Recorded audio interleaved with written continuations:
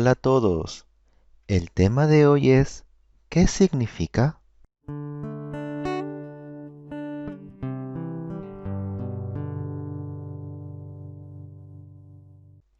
Lee los siguientes ejemplos. Hola María, tengo una pregunta. ¿Qué significa silla? Hola Marta, silla significa chair. Muchas gracias. Hola Siri, tengo una pregunta. ¿Qué significa heart?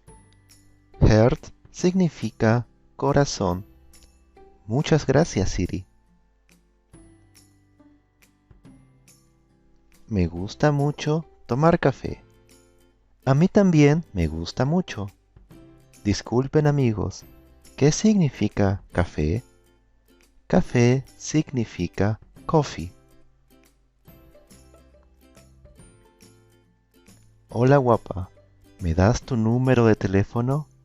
Hola, ¿qué significa número de teléfono?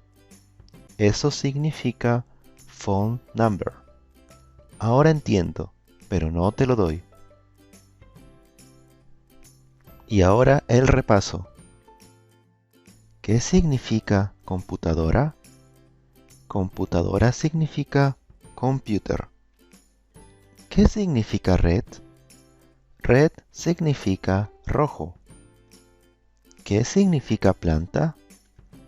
Planta significa plant. ¿Qué significa horse? Horse significa caballo. ¿Qué significa casa? Casa significa house. Y ahora la tarea. Completa los espacios en blanco usando palabras en español. Escribe tus respuestas en los comentarios. No te olvides que si tienes alguna pregunta, puedes escribirla en los comentarios.